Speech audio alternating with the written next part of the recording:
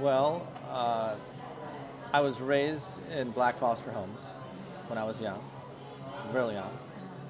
My father died when I was very young, when I was 6, and my mom was went in and out of the hospital. So my sister and I were in black foster homes throughout our life.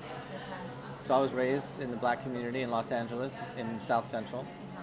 Then we upgraded and moved from the ghetto to the barrio, and so then I moved into a Mexican neighborhood, and always felt comfortable there,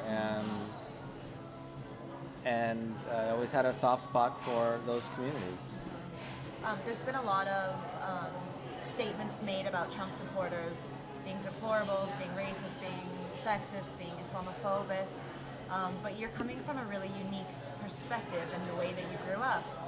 So can you speak to that statement and how you think it applies to yourself or other people, or just like the generalization of it?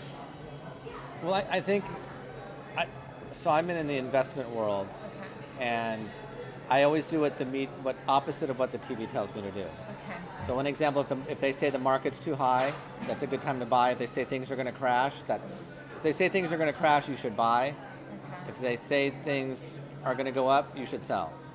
Okay. They're very opposite of reality from what I've seen. Okay. But it's the headlines that get people hooked in. Right. So I think that there were one or two headlines that the media jumped on and ran with, like David Duke, not Right. putting that aside, but there's nothing else. There's like one or two things that I think that they got a lot of traction with. I don't think are valid personally, Yeah. and I don't see it. I think that there's the one valid area would be the Muslim side of it, because he does want to control the borders more. Right. But I think it's a big mistake for the left per se to make it about race.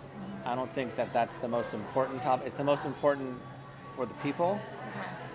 but that's not the most important thing. The most important thing for him was to take the power away from the corrupt politicians and bring it back to the people. Okay. And do you think he's doing that? We'll see. Uh-huh. I'm hopeful he will. Yeah. You never know. Absolute power corrupts absolutely. Right. But he didn't get paid to be up there.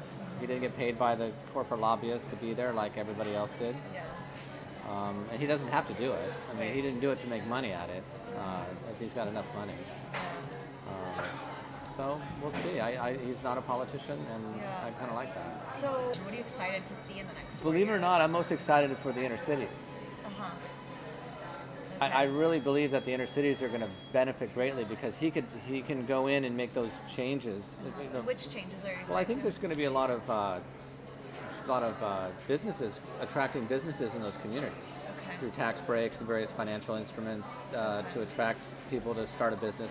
There's too many rules, and no one's enforcing the rules business-wise. I think that's the thing he's bringing in, is that people are going to become more accountable, that I'm going to be responsible for my decisions. I don't think he's going to cut everybody off like people are afraid that he's going to do. I think that would be foolish. I think there's a good balance between that. Okay. So, but I do think the inner city is going to benefit a lot. Okay. And so do you feel that that's what resonates most with you, or what policy or topic or idea? No, for me, it's justice. It's liberty and freedom. I don't like. It's like if I worked for a boss that I didn't like, and I'm making them a boatload of money, Yeah. it makes my day terrible. I hate working for that person. Uh-huh. Okay, they're bad, corrupt, whatever. Same with the government. I've never liked paying my taxes because I think it's so corrupt. So I'm giving them all this money, and they're just bombing everybody. Right, doing things you don't agree Right. So why the hell would I want to pay my taxes? I'm not motivated to pay my taxes. So if our tax dollars could actually go to help the inner city and help people, instead of bombing other countries and taking all that money that we're giving away to other places and repatriate it here, and some people would call that xenophobic, or I don't know what the word might be, but I think our country's hemorrhaging financially, with. Okay. and we need to take care of our country before we take care of other countries.